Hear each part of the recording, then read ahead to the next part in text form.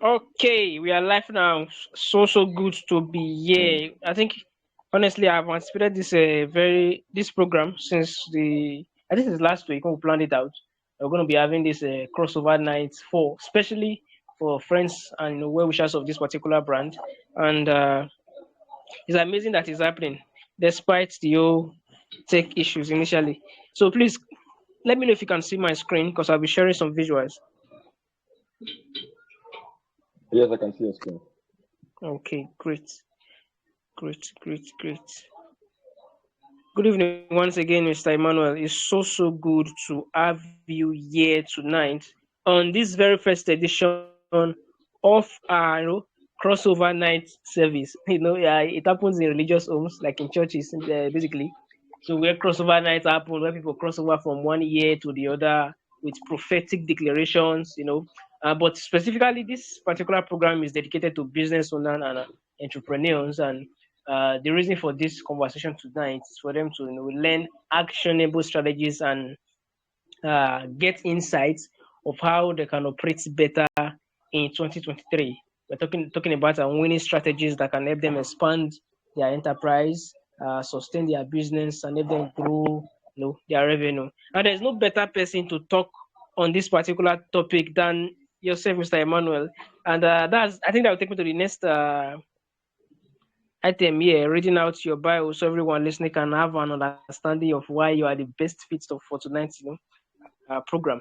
So Mr. Emmanuel Ohanwe is a business development professional with expertise in growth marketing, business communications, digital transformation, and business management. He works with young startups to identify problems, create solutions, and profitably launch into the markets. In the last 3 years, he has worked with over 300 startups in this regard. He has vast experience in private and non-profit sector. He worked with a multinational maritime company as a business development officer, where he led the market entry of Norwegian marine Kongsberg simulators from Norway down to the Nigerian market. He also spearheaded the multiplication of revenue streams, sales, and marketing efforts for that same organizations. All right, he is currently the head of marketing and digital transformation in a UK-based company and has achieved a 30% increase in turnover. That's massive. As a social responsible professional in the development space, he is heavily invested in sustainability, change management, monitoring and evaluation. He has led social enterprise projects sustainably to meet the projected deliverables and has exchanged value with over 10,000 young people in his impact journey with nonprofits. Emmanuel in 2020 was nominated by SME 100 Africa as a 25 under 25 young resilient entrepreneur. In 2020, was among the 200 Nigerian startups featured, incubated, and certified by Forbes magazine Digital Accelerator, and in 2019, it was recognized by SDG Festival of Ideas in Abuja, Nigeria as a UN SDG champion. He has interest in international development sector, the IT and finance sector. His core values are basically honesty, creativity, dynamism, innovation, professionalism, tolerance, and it drives excellence in every given task or project. This is Mr. Emmanuel Howard. This is just a microcosm of what is known for, right? Mr. Emmanuel Howard is so much more than this, and it's so amazing to have him here tonight on this particular program. That's the winning strategies for 2023. That's the team for our crossover night for this year. I knew I think I knew Mr. Emmanuel from back then from FES, then to Build Man Leadership Foundation. I think yes, that's the Summit Bible Church, and I think he's just being humble with his bio here. He sent me this and I just put it together.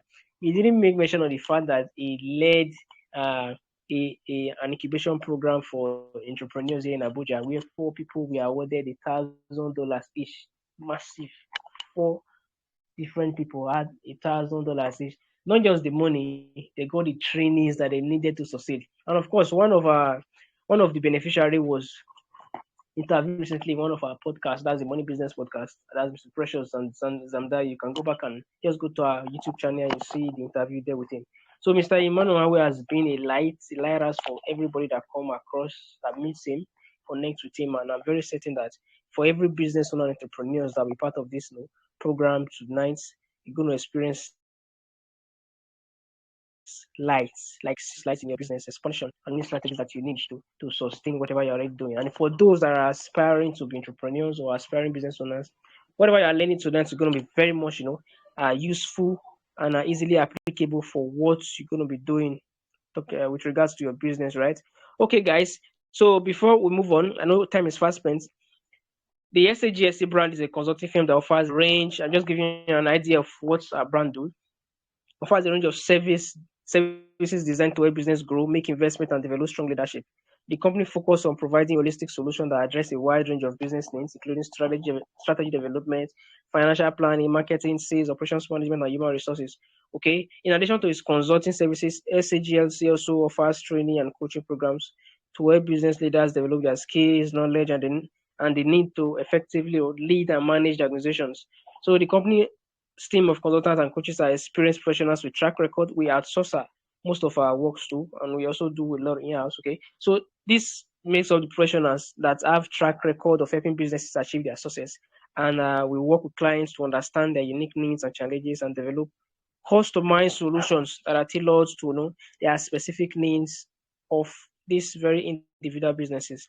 Overall, SAGS is committed to helping businesses of all size sectors achieve their full potential through its comprehensive range of consulting, training, and coaching services. And that is why we are bringing you this awesome program tonight, the crossover program and team winning strategies for 2023.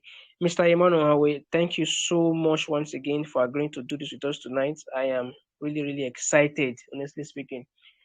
I know the value you carry. I know the impact that we're going to get tonight, and that is why I'm very excited. So, sir, how was your day? How has it been ever since in the business space? Interesting. Mr. Samuel, thank you so much for this opportunity. So I don't need to introduce myself anymore. You've done justice to it. So, to the question, my day was adventurous, eventful. Just getting home, but yeah, that's how it always is. Yeah. Amazing, amazing. I'm very certain that the year was very, in terms of your space of operation, there was so much massive, lessons and, of course, strategies that you must have taken into cognizance. And we're looking forward to you sharing them with us tonight. So, sir, the floor is all yours. So, basically, the topic is about winning strategies for 2023. And, of course, please go ahead and do your thing. All right. Thank you so much. I will have to be very snappy because of time.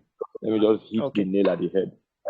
So for those of us listening, I'd like to firstly appreciate you for clicking the button and joining. Because one of the very first steps of making any advancement in life is first of all acquiring the knowledge of that path you've chosen, or that path you want to find yourself in. Because if you don't know better, you can't do better. So you need to know better for you to do better. But then we are in an information age where gone are those days, decades, centuries ago, where information was let me use the word pricey. So you need to really dig down as someone digging for oil for you to find information. So information used to be very, very scarce then. But now information is everywhere. And what people are trying to do now is to see how they can make sense out of this information. Properly organize them, and then commoditize this information. And that is why you see people who have products they are selling, and in addition of the product they are selling, they have an information revenue stream that they are deriving from that product. So yes, the product has a solution, it has a value it's delivering to the customers or to the buyers. But at the same time, the information as to how these products are being made, the information as to how these products, the additional value that these products bring to maybe the community, to the society, or an individual is so differently, right? So for you to win in 2023, you need to first of all understand where you are currently. If you don't know where you are currently, then you can't set strategies to win, because what are you aiming for, right? You need to know where you are and now begin to ideate, okay, what should I aim for? What was the 2022 like? What were the low lights? What were the highlights? And then when you do, I call it auditing. It's self-auditing for individuals. It's business auditing for businesses, right? It's content auditing for people who are maybe content creators. You audit to say, okay, how have I fared in 2022 and what should I do in 2023? For anyone who is going to win in 2023, one of the first things you need to have in mind as a business person is that you will need to contend for attention. Attention is becoming a very expensive commodity in the business space. It's becoming a very it's not affordable anymore, because the attention span is very short. People are increasingly paying more attention to their fantasies than your products, or paying more attention to what they derive, entertainment fun from than your services, right? So you need to now find a way to leverage trends to penetrate markets, leverage fantasies to penetrate markets rather than selling like selling. So in 2023, you don't need to sell like you sell, but rather you need to sell strategically by leveraging trends and leveraging fantasies. So for business owners here, one thing I would advise you after content auditing is to now look at the 4 P's of marketing. Now, this is for someone who has a product or someone who has a service. But if you don't have a product, you don't have a service, then what you want to do is to understudy an industry. Look at 2023. Where is the future heading, right? What is you look at the size of the industry you want to go into, because where you can have a financial plan to say maybe you want to have a turnover of 100 million naira, for instance, and you want to play in an industry that the entire market size is 150 million naira, or let's say 200 million naira. Now I'm using that one as an instance because I believe we are speaking to Nigerians, but if we have non-Nigerians here, let me use US. So if you want a turnover of say maybe an annual turnover of say maybe $100 million, and you're operating in a market of $200 million, it means that you need to own 50% of the market share. And if you are a starter, that is a journey, that is a wishful journey, right? It's a wishful journey because 50% of that industry means that you are a major stakeholder. So nobody just comes from the news and own 50% of an industry, right? It means that you've built capacity over a period of time. You've been able to win the over 50% of the buyers or the customers in that industry. It means that you've been likable. You've passed the test, the KLT journey test. I will come to that test in a bit. The KLT journey test is a test you need to pass for you to dominate your industry. You don't dominate your industry except you pass through certain tests, right? Because you are not the one buying your products. People are the one buying your products. So it means that you need to get the people on your side. And your product has to communicate what it is that it promises to communicate. Your service has to communicate what it is that it promises to communicate, right? So if you don't have a product or service, what you want to do first is to understudy an industry. And there are a lot of, you want to go into tech, you want to go into maybe brick and mortar.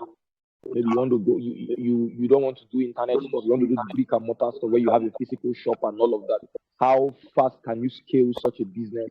Is it an immediate need in your community, right? Or it's just something you just fantasize about? Because one of the problems startup entrepreneurs make is that they create solutions out of their own desires. So you vibe with this stuff, and so because of that, you want to create a startup around it. You know, somebody who is in a very local community, a rural community, living below, $1 a day. So more or less, they are below the poverty line according to the United Nations, measurement index. You can't come there and say you want to start. Maybe you want to start veterinary, for example, maybe nurturing dogs. Nurturing those guys are not. It's not dog they want to. Dog is not their problem. You can't start a dog business to say maybe you want to start making. Your love for dogs is so much that you say, "Kai, man, I need to start a business around maybe how to help dog owners understand their dogs, how to help dogs, become more become more homey, go for errands and all of that." You are wasting your time, because those guys have enough children. They have enough children who are not everything, and those children can do whatever they want to do.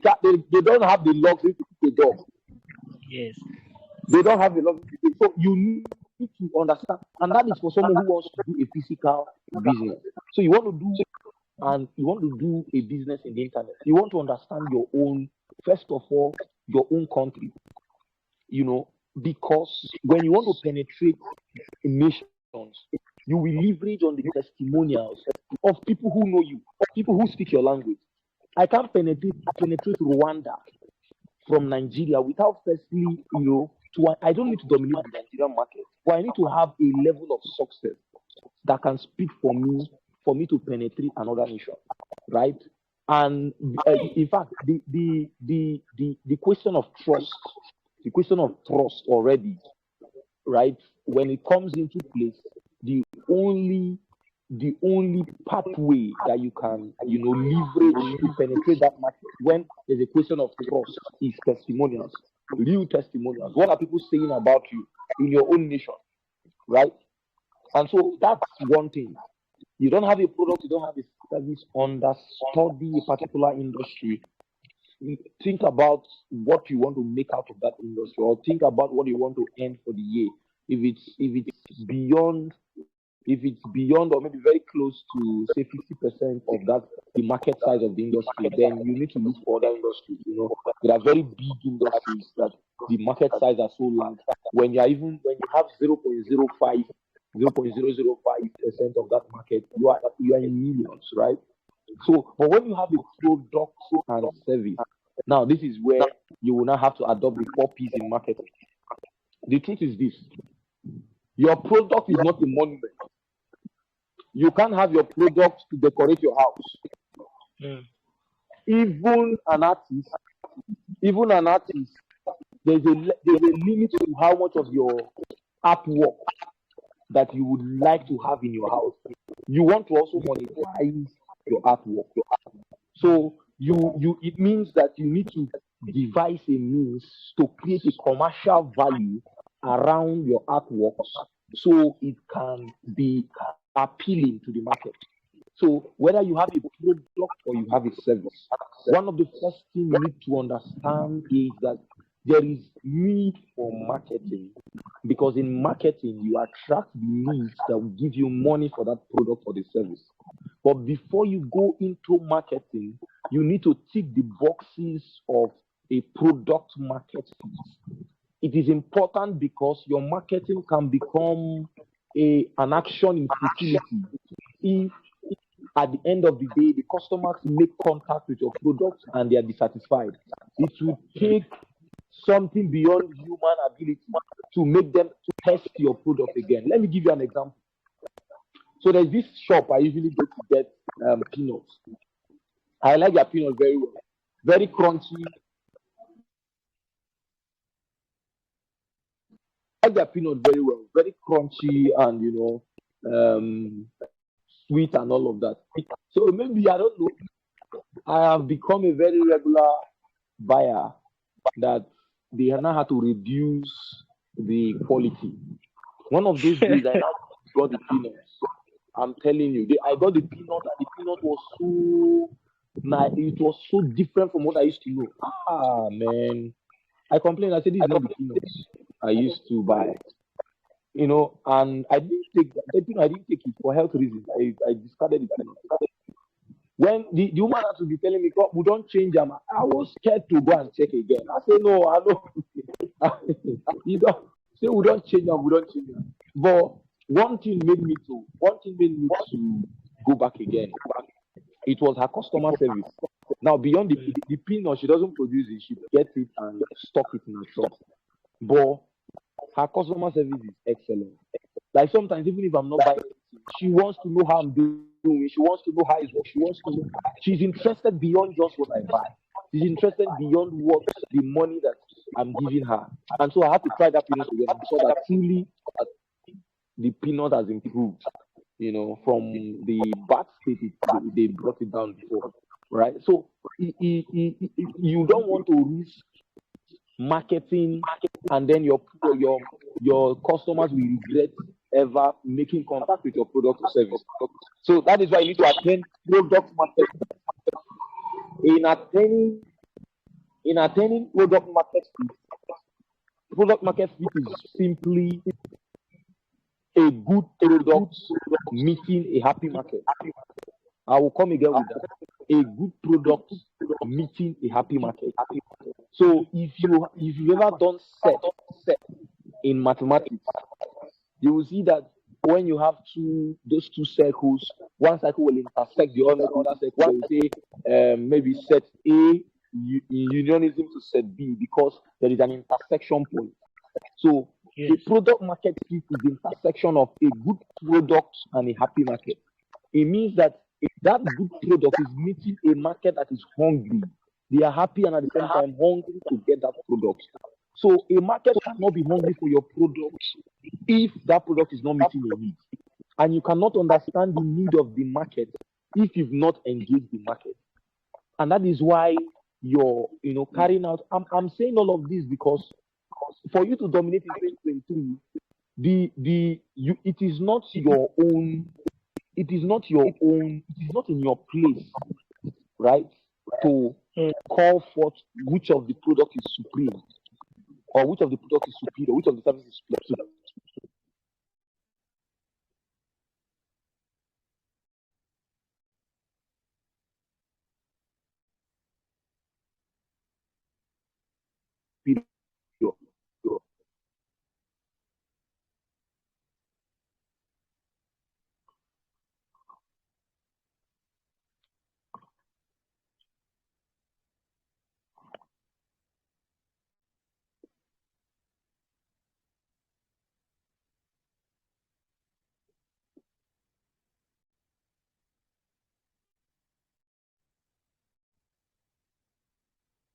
All right, I'm back. Sorry, there was a call came in. I had to end it. Okay. So the only product I'm out of the city is your maybe immediate family, loved ones, and all of that. So as a way of maybe friends, solidarity, and that is not the kind of business you want to do because you cannot.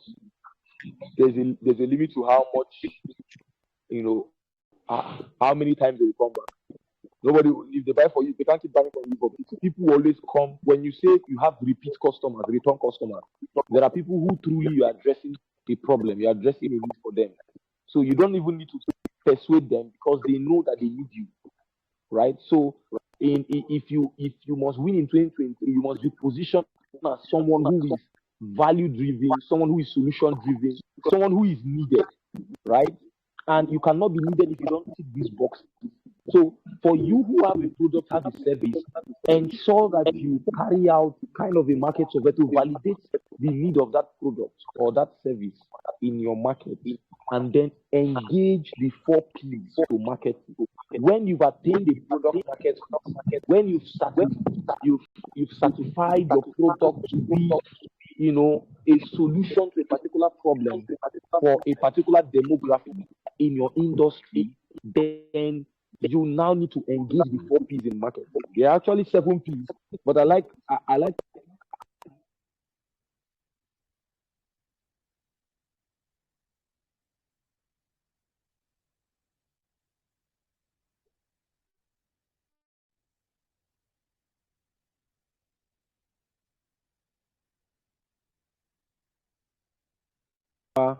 or consumer touch point. So the consumer touch point is, how does your people want to access that product? You can have a good product, but the touch point is a red flag. The touch point is a red flag.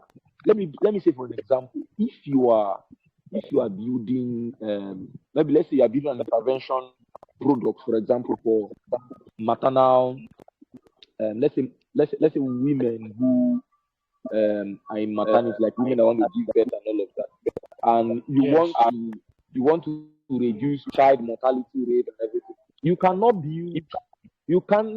start developing an app for a rural community. You can't start developing an app that can help them maybe engage with healthcare, maternal healthcare services, from the comfort of their home with the app. Now, that's a very good solution, but the market is a wrong market, and the consumer touch point is a wrong consumer touch point, because yes, these people need quick healthcare service because they are pregnant, right? But the touch point is a red flag for them. They might not have Android phones, they might not have internet, they might not be tech savvy, but they need that. The main aim, what you want to do is that you want to make access to health services for pregnant women seamless. It's a valid problem, but the touch point is a red flag for them. So how about having maybe midwives, at the stone throw, such that they don't need to go as far as maybe to another community or to town or to urban areas to access health services? How about having midwives stationed a stone throw from where they stay? Because the app that you built would only make sense in an urban area where, one, they can afford whatever price tag you have on that product. They have the infrastructures that can, access the product you built, and that will make them appreciate it. So your touch point is very important. You want to create a product, maybe in the internet. You want to create a digital product.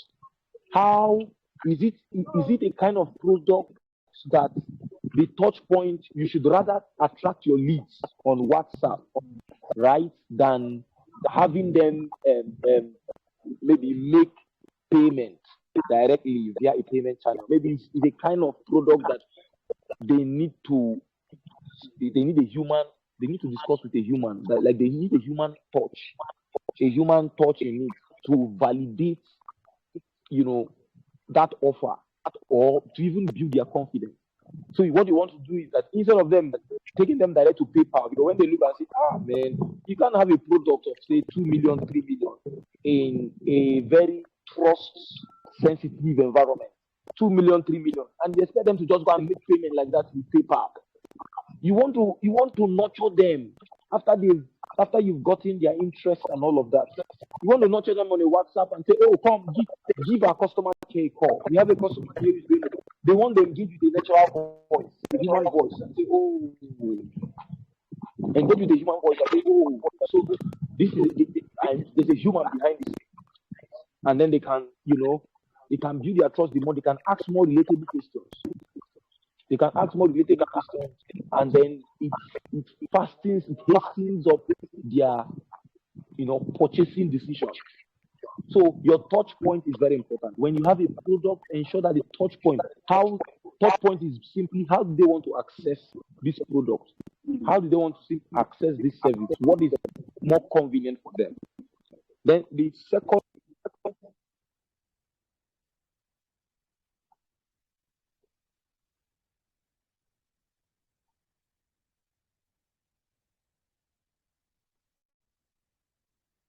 market could be a competitive advantage. You have a price tag that is very, very fair, and all of that. But at the same time, you can't sell below cost of production, or else you'll be out of business. And as a startup or as an SME, you also need to understand that you can't, if you're looking for a competitive advantage and you have behemoths, you have giants in your industry, pricing is not it at all, because those big companies, they have what they call zero marginal cost. Now, because of how big they are, the cost of production might be zero marginal cost. So what zero marginal cost means in a sense is that the cost of producing one product and the cost of producing a million products, when you look at it, you will see that when you multiply that cost of that one product you are producing in a day, when you multiply it by a million of that product, the cost of producing it when you are doing it one for a million products will be much higher than producing that 1 million products at a go. And you don't have that luxury, right? And that is why, when we were trying to penetrate Kano State with our agri startup, so we encountered a kind of it was an obstacle kind of. So there is this company called Olam. They are very big giant in the industry, agricultural industry. And then what we realized was that while we were trying to access farmers and onboard them, the farmers were not paying attention to us because these guys were so big that they can incentivize the farmers and still remain in profit because of how large they've grown. How big they've grown. They can incentivize the farmers. So they incentivize them and take their focus away from us. So we that are trying to do this thing, we cannot use our production money and incentivize farmers. So there are certain things you cannot risk. And that's why if you are starting out and you are big players, price may not be your competitive advantage. Maybe your competitive advantage might be just, looking out for a few dissatisfied customers that they are buying from them because they've not seen another person that is competing. They are buying grudgingly there. When you are, for example, let me use an instance. I like using instance. So I used to use Oral-B. Oral-B is my preferred toothpaste. I use Oral-B as my preferred toothpaste, right? I use Oral-B as my preferred toothpaste. But I started using it when it was 300. Those family size, and I like buying the big one. It went to 400, I calmed down. It went to 500, I calmed down. I was buying. It went to 600. I think I see I left. I had to come what are other branches you have here? And I found one herbal something. I found one herbal whatever. I looked at 400. I said, wow. I said, so that means I can use 800 to buy. Because what I'm looking for in Oral-B is also here. I need something that will be healthy for my teeth. Yeah. And when I saw the name, first of all, the name Herbal, and that's why your product is also, the name you give a product is also very important. There were other brands there, but what drew me there was I saw Herbal. And then when I tried it, I loved it. And in fact, I just bought one this evening. Because the one I bought before finished, I just bought one. I loved it, and I said, okay, instead of me to spend almost 800 getting one Oral-B, they will come back to their senses. Let me go for this one that can still deliver me the value that I want. So, pricing is very important, but it might not be a competitive advantage for you starting out. One of the competitive advantages might be looking for the satisfied customer, and finding a way to offer them a superior value. And one of the things you can do as well, you can sometimes you can have like a trade-off. You can have like a trade-off and say, you know what, I know I want to access this market. I want to access these people. So if I can sell that same price, because maybe you've even seen that if you set the same price that these guys are buying from the big guys, you might not be making so much money because those guys, their price tag is still okay for them because of the mass products they have and all of that. But it's a trade-off for you because you want to get their interest. The moment you get their interest, the stories, the testimonies will keep moving, and you realize that your customers will now become your marketers. So pricing is key.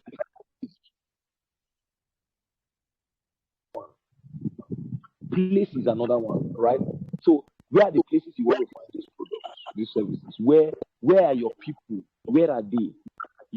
Where are they? You can't be offering career services and you don't have a LinkedIn account, you're on Instagram. Instagram, no, you're on TikTok. You cannot be. You are offering a career service. You want to be on LinkedIn, where professionals are. So if you don't take time to analyze the place where your customers are, if you don't take time to analyze it, you might end up investing too many energy in a place that will not deliver so many results. You might end up investing so much energy in a place that will not deliver so many results. So the place is very important. You want to do something around videography and all of that. You want to leverage TikTok and all of that, leverage Instagram, where video sharing platforms. You are trying to become an authority in what you do. You want to find a way to rank in SEO, because the truth is that people that don't know you, the first time they might just know you maybe might be through a search. Yes. And there are tools that can help you. Google Search Console can help you index your website. Google My Business can help you. Google My Business can help you. Rank your business in the search engine. You can have your business in yellow pages. Identify some yellow pages. Have your businesses there. Have your businesses in some platforms that aggregate. There are certain platforms. For example, when I was working in the maritime firm, I now realized that there's a platform called Fine Live. Fine Live aggregates maritime firms in Nigeria. Now, based on my work here as a business development officer, I had to identify all of those platforms and ensure that we're visible in all of those platforms. You need to be visible, because if you're not visible, you can only sell to those who have made direct contact with you. And there is a limit to how much you can go, and you cannot win that way. It's just like a lady who we helped in 2020 to sell our products. So then it was one of the digital marketing efforts I made then that was so amazing. In 3 weeks, we made huge amount of money. Like something I don't want to mention. We was helping the lady sell a product that can help car owners pump tires by themselves. So you can inflate your tire without necessarily visiting a vulcanizer. It helps you even when you are in the middle of nowhere, you are in the desert or whatever, and that product sold like that. But prior to then, that lady had a shop. She only sell to people who come in contact with her physical store. So it means that, and she was in Lagos. It means that somebody in Zamfara cannot buy from her. But the moment we identified her, we leveraged digital marketing, made it visible, and we're getting orders from different parts of the country. And then she was surprised that, somebody from Oshun can need this product. So you have to be visible. You need to find a way to put yourself in different places. It might not be very easy, and that is why you need to create a system. Create a system that can enable you, look at the activities. First of all, there's promotions. I need to do promotions. There's content creation. I need to do content creation. There's distribution. I need to do distribution. What other thing do I need to do? Content creation can be anything. It can be graphics, creating graphics, can be creating video content, can be creating articles and all of that. So when I create, I need to distribute. When I distribute, I also need to promote, right? I also need to, respond to inquiries, nurture the needs, and then possibly convert them. Now you look at the ones and say, okay, which of these ones am I going to do? And which of these ones am I going to outsource? You might not have the money to pay and outsource, pay people and all of that, but you can engage volunteers. You can engage interns, right?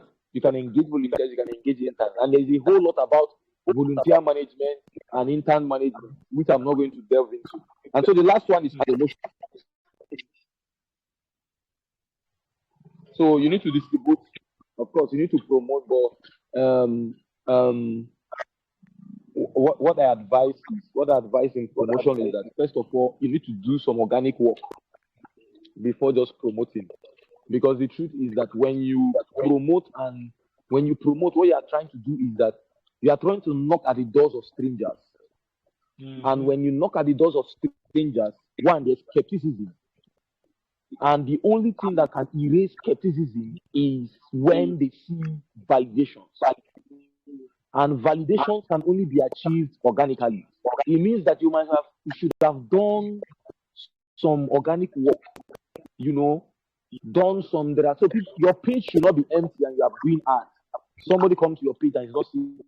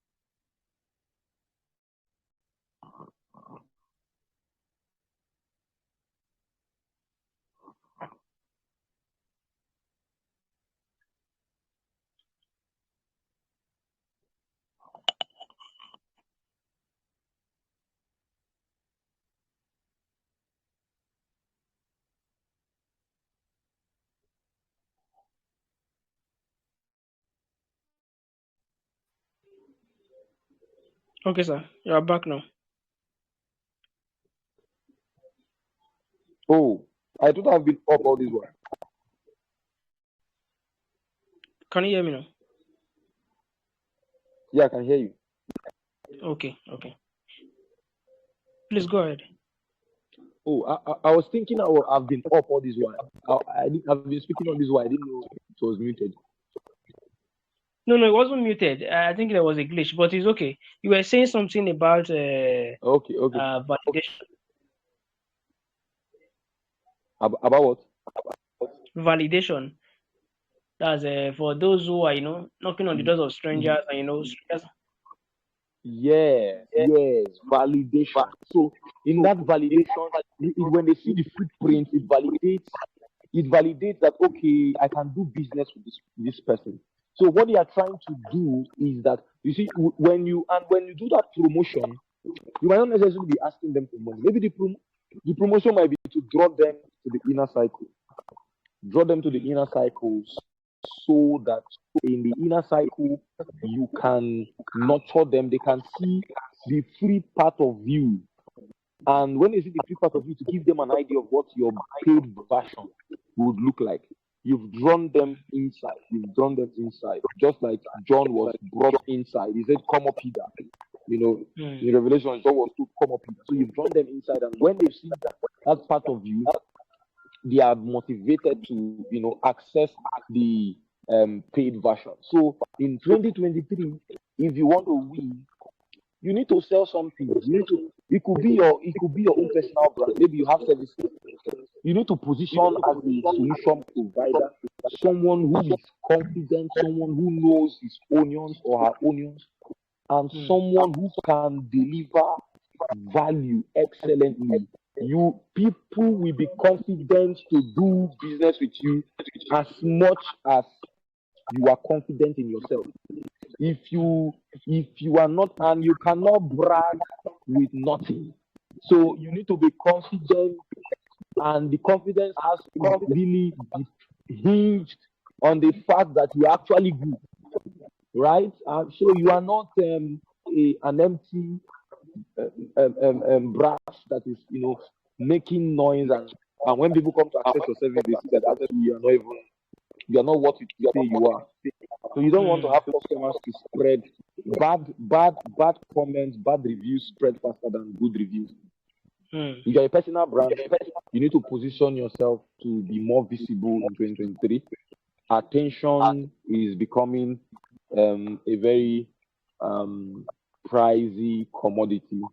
The currency is becoming very, very, people are the number of heads looking, searching, combating for attention is very, very high. So whether you're a personal brand, you're a service provider, you're a product seller, you need to find a way to grab attention. You might have a very good product, but nobody's seeing it. So you need to grab attention. So in your content creation efforts, in your partnership, leveraging partnership, sometimes you bring people. Sometimes you bring people on board, not really because there's nobody else you want to bring, but because maybe there is an audience the person carries. You want to draw it. So you might not bring them to say, maybe they should speak on your platform, for example, or maybe bring them to say, we want to offer you this. We want to bring you. Okay, you're writing a book. I want you to write it forward for me. I want you to do this thing. What you are trying to do is that there's an audience behind him, because of course he will make the posting and everything, and that audience will now want to look you up. You want now to look you up. So it's important before you start the visibility work, the promotion work, the partnership, ensure there is something on ground. You have footprints that can make these people stick, with you. So I will stop here. Thank you so much. I thought I would make it for 20 minutes, but it's almost 15 minutes. When the value is in abundance, time becomes I don't know how to say it. It's like you cannot exhaust it. Honestly speaking, thank you so much for these winning strategies. They are very, very, they are very timely. I think you made a mention of 4 P's that are very important for business owners and entrepreneurs.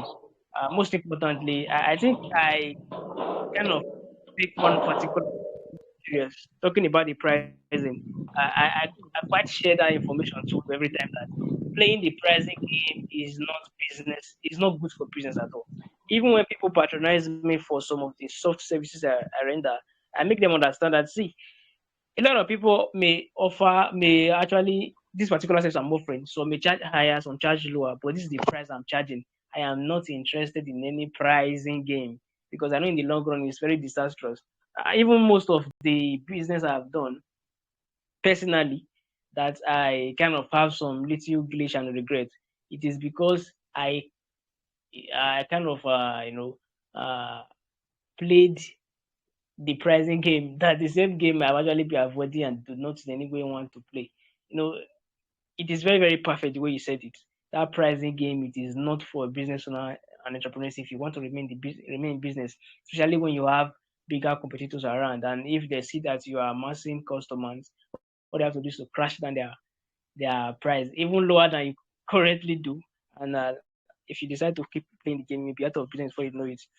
Thank you very much for those salient points, Mr. Emmanuel. I really, really honor your presence and I appreciate those timely strategies you shared. And I'm very certain those that will apply it will see massive success, not just in their business or their enterprise, but in life come 2023. I am so, so, so grateful, sir. So, that being said, I don't know. There are some questions here, just 10 questions I put together, but I'm not going to ask all of them anyway. Just I think one or two will be okay because time is not really our friend at the moment. So let me just look for one. I think one should be enough. One should be enough. So let's take number 4. Basically, you are into the business development space. You are an expert in this field, and you have managed some businesses over the years, and you work with others too who are work with people's business too. And you cannot write off the fact that oftentimes challenges shows up, setbacks too, just like we experience in life too. And in this particular case, how do one handle challenges or setbacks in business development efforts? In terms of structuring, marketing, and getting sales, setbacks do happen. How do one successfully manage this, come out stronger, continue to do business excellently?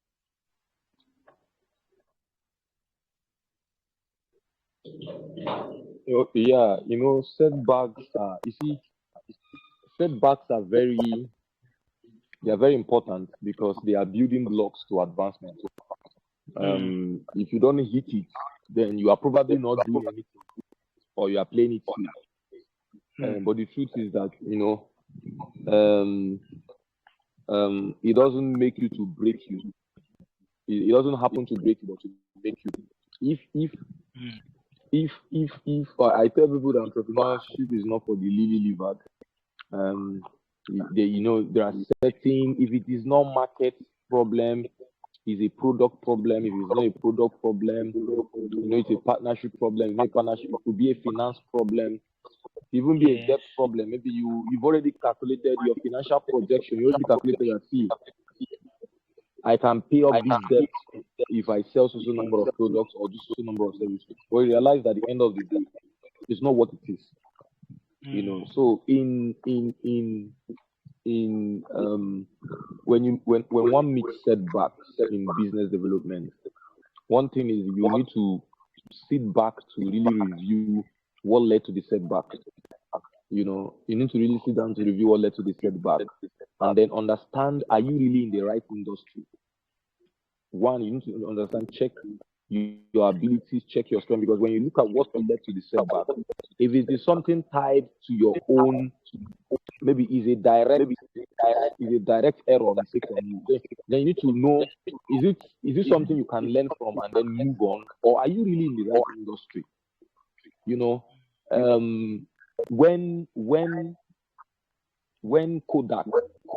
When Kodak declared bankruptcy, Kodak used to be a camera, an analog camera company in the US.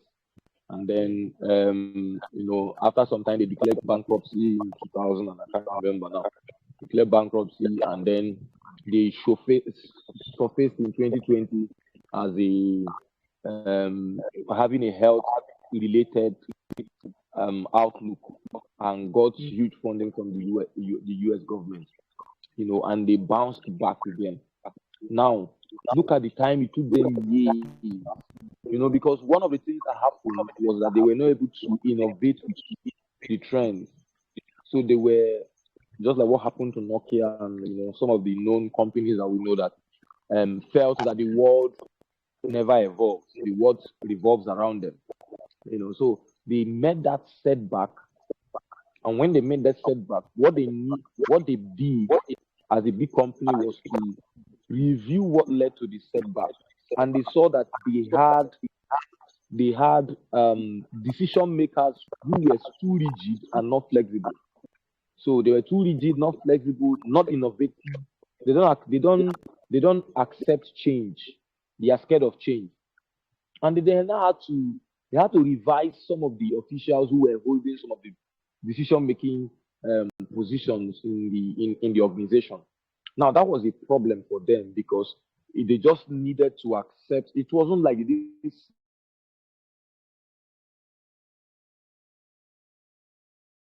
change, was a problem for them. So for a small business owner, it could be maybe you defaulted in a loan. So you defaulted in a loan, and you see, okay, the business you are doing, maybe you got a loan and you defaulted, and that is a major setback for you. You don't know how to pay the debt, and maybe the interest is accruing monthly and whatever. Now, when you review it, you need to review, okay, is it that maybe I didn't do proper market research before going into that business, and then realize that what I initially thought it was is not what it is, right? Or did I at some point change the plan? So I had the plan because that's what happens. Some people get to little money and they use it and go and do something else. So did I at some point get change the plan to invest in one juicy thing that looks like something, and at the end of the day the money left? So it means that, okay, maybe next time I have to when I make a decision on a financing model, I need to stick to that decision. Or could it be that there's another point I wanted to make. There's another point the loan. Yeah. So another thing, yes, I just remembered. So another thing is when you now analyze all of those things and find your and find what the problem is, then what needs to happen there now is communication. Communicate to maybe the whoever that offered the loan and all of that, and then you now need to sell yourself to make money back. So what I mean is that every business owner is first valuable before creating a valuable product. So you can't you are first valuable before creating a valuable product. So it means that if you are stripped off your business, you can still go in somewhere and perform. So you are first a very successful employee. You are first a very successful employee who have some certain skills, but feels he or she has a greater assignment to aggregate people, aggregate resources, and create value. So in a case where in the aggregating value, aggregating resources to deliver solutions, you meet a roadblock so much so that there is no headway again, you can first of all survive and survive by the value you have in yourself. You can plug yourself into a system. Yes. If you cannot plug yourself into a system, you can create a product out of yourself. Create a product out of yourself. Take for example, for myself now, I can just sit back and create courses because there are certain things that can just come from my head. Sit back and create courses. For example, I can find a way and go to Upwork and look for one or two people I'll create websites for, because I learned, even though I don't code, but I learned the content management system way of creating website, WordPress, and the rest. I can say, okay, even if, because I know the website is in a high demand and all of that. So first of all, you need to go into that value you have can generate money first for yourself, and then you can now decide to say, am I going into business again, or should I maybe be in this, maybe give myself a period of 2, 3, 4 years to amass certain amount before I go back again, and then or probably maybe understudy the cause of my setback, understudying very well so that it will never happen again. But the truth is that it may happen, but maybe it might not be that same problem. It might be another problem, but maybe in a very minimal way. Because the truth is that so long as you're in business, there is always one way. Even Otedola at some point lost everything. Was Otedola the oil guru guy? At some point lost everything and then bounced back again. The Dangote guy, who he never knew he would encounter, all of the hitches he encountered when he was building his petrochemical, his refinery, and now, they say it's about 90%, maybe 98% complete. So there is always a problem. There's always a problem. If you want to run away from problem or setback, just be an employee, and then maybe once when you have spare time, like you can be an active employee, and then on the spare side you are doing something you call a business, but you know that it's not full blown, and that's so that if there is a shock, you can absorb it with your employee status. But if you want to fully go into business, you need to be ready for shocks. But great entrepreneurs have great absorbers to absorb it and keep moving. But your absorber might fail if you don't take calculated risk. So there are certain risks that your absorber cannot absorb.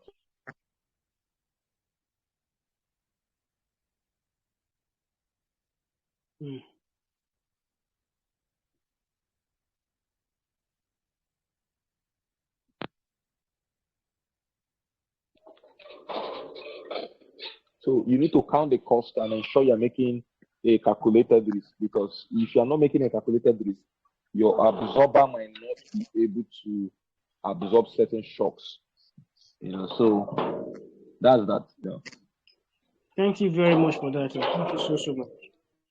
Honestly, I appreciate that. So that's basically some very salient and key points on how to handle challenges and setbacks. Like you rightly said, oftentimes it can be personal, and it's not totally because uh, you are a bad business person, a bad entrepreneur. Probably just happens so you can become stronger and are more setting about the priorities on how you on the goals you are pursuing and how you can attain those goals either in life and business. Thank you very much for that, Mr. Manuel. I really appreciate that. I think basically that will bring us to the end of the program, right? But before we go, or call it a day or a night, as the case may be, Mr. Manuel, you are into business development and so many other things that relate to human capacity building too.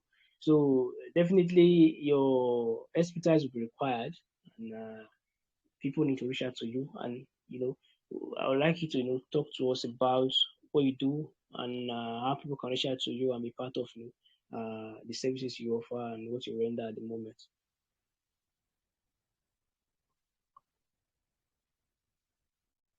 Are you still with me, sir? Hmm. Can you hear me? Okay, sir. Yes, I can hear you, sir.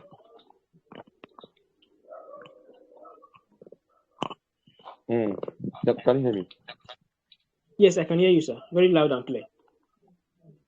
Okay. Oh, good. Okay. So thank you so much. So they can reach me in you can reach me on WhatsApp, because that's more personal.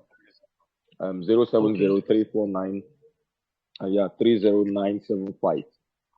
I come again with it 070 349 30975. So when you reach me, there are a lot of things you can get from me. I have courses. There's a particular course that I call the Smart Commerce course. That one is the Smart Commerce enables you to. That Smart Commerce was the model that we used for that lady in Lagos that sells a product that helps car owners to inflate their tires by themselves.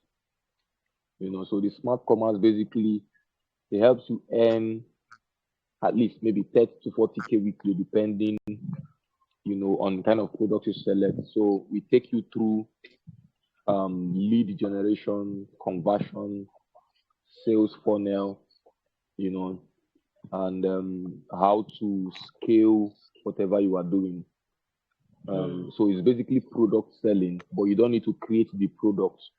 And it's also not affiliate marketing. Yes. Yeah, it's not affiliate marketing.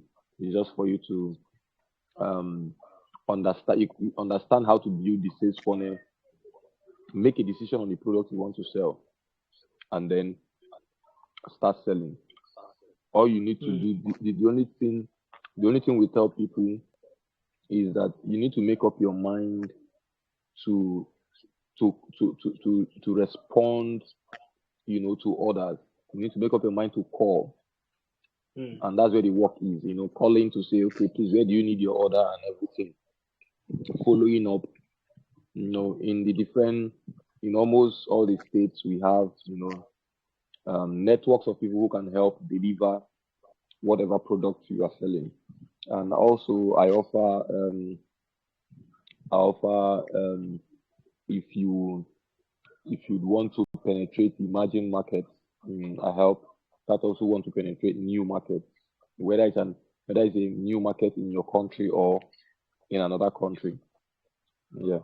So let me come again with the WhatsApp number 070 349 30975. Just tell me you're from GLC. Thank you very, very much. Thank you so much. So basically, you all have an idea of how Mr. Emmanuel operates. Basically, his interest is in driving sales and all the strategies that you need to drive. In fact, sales is the reason you are in business anyway. If you're not making sales, you're not making money. If you're not making money, you're out of business altogether. So Mr. Emmanuel have these systems and structures on ground that can help maximize sales in whatever business you're currently in. As far as there are people who are in need of the product and services you offer, right? And that's his expertise. And Mr. Manuel, you just shared his phone number. Do well to reach out on WhatsApp. And if you can't reach us on WhatsApp, he's on Facebook, Emmanuel Hanway. I think the same name for LinkedIn too, right? LinkedIn, Emmanuel Hanway, and Yes, yes, Instagram. everywhere. Okay. You just confirm that. So Emmanuel Hanway across all social media platforms, send him a message and be part of what he do. And of course, you won't regret it. Judging from the presentation for tonight's session, it was awesome. I even took that notes personally myself, and I'm looking forward to applying them in my business. Thank you once again, Mr. Emmanuel. I think I just do a quick rundown of what we do at the SAGLC brand. Okay. So it's past Christmas now, approaching New Year, and it has been an amazing year. Looking forward to a very special year ahead. That's why we have Mr. Emmanuel here to talk to us tonight on winning strategies, and I'm very excited that he did justice to that already. So basically, at the SAGSC brand, okay. So we are basically a consulting firm, but to an extent, we are very much connected to the education space. We have three core values, right? We are invested very much in business, investment itself, and leadership. And because of that, we run three freemium podcasts, which most of you already, been part of for the past few months, running to years. We have the morning business, formerly called the Borderless Business Teleseminar. It happens every Friday, where we discuss business structures and marketing strategies too. Oftentimes, we bring in experts to come to talk about their business, how their business is structured, and how they run marketing. So it's more of like an hands-on discussion, and I also consider it as a weekly review for business structures and marketing. So you just come, you learn, and you run with it. We also have the Money Market podcast. This is on investments, and we have different Mondays because of different varieties of investments that is found in that financial market. We have the crypto Mondays, the forex Mondays, the real estate Mondays. That's the new Monday. Just brought that in recently. We also have the stock and bonds Monday. I consider the sports industry. It's a very big industry. Most people don't even don't know the intricacies around that industry. So maybe we'll be launching very soon on maybe betting Monday, but not in the way that you get addicted. Anyway, just for you to understand how it works too, and it's your final call to uh, you know um, decide if you will go into that particular financial market. That being said, we also have our we use on Mondays, that's the money market podcast. Then on Wednesday, we use the money leadership podcast that is more centered around helping individuals make find leadership decisions for their personal life and in business. Okay, so these three podcasts are freemiums, and they cut across our three main interests, which is the business, investment, and leadership. That being said, they are part of the university anyway, of the SA University, and we'll be launching our premium products in this under this institution next year, 2023, not far away, just barely 40 hours from now.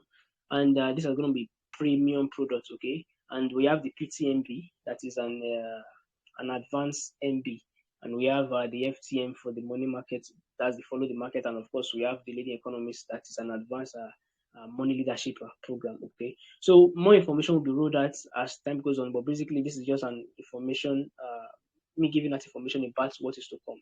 All right. So that being said, we also have a new podcast to release recently, and it's called Shalaye with Samuel Brown. Basically, what we do in this podcast is to discuss, uh, discussions that we do not, or conversations rather, that we do not that is not kind of related to what we do at the SAGC brand at the moment. We discuss business, very formal, investments, very formal, leadership, very formal. But the Shalaye is not as formal. You can see our very first podcast was around, the footballing world. It's more of where we unwind, relax, and have fun. It happens every Tuesdays. Okay, so you can just click in. In fact, you have our episode on our YouTube channel at SAGL Samuel Braham GLC, and you get to see every of our uploads ever since the beginning of the year. All right. So that being said, I think this is a pictorial presentation of what we do. We have the PTMB, FTM, and LDL paid programs. We also offer some, some soft services, CAC registration for businesses, because we understand very well that for you to succeed as a business, you have to exist legally. In fact, it is very important you have a certification that confirms your legal existence, and that is where the CAC comes in. That's the Corporate Affairs Commission, basically for Nigerian entrepreneurs or those who want to start businesses in Nigeria. We offer that services too, and also understand very well that in business you need to have a blueprint. Okay, a blueprint that shows why you're in business, and it monitors your goods, and of course puts you back in check when you are buying away. And that's what called business plan, or sometimes business plan basically. So we help write business plans that help put you in check and make you understand why you're in business. In fact, it's the basic reason why people succeed in business. If you don't have a business plan, you are actually not ready to succeed. It serves like a foundation, or you can say double as a foundation. If you don't have a foundation before starting or erecting a building, you know that you're not going to have a building. So we offer that business plan services. Aside that, we also offer some consultancy services, basically for training and business support. Okay, so that's basically some of the soft services we offer aside this education-based approach. We also work with. So that being said, this is me giving out a big shout out again to everybody at the SAGLC brand. Big shout out to Mr. Emmanuel Owanwe himself for showing up for tonight's session. And big shout out to everybody online listening, and for those that are going to be listening to the pre-record session that will be uploaded on our YouTube channel. Thank you so much. I hope you pay attention, put these very, very salient strategies and points to use, and run with it. Looking forward to your testimonials. And until then, wishing you a happy new year, good night, and see you next year. Thank you once again, Mr. Emmanuel. God bless you, sir.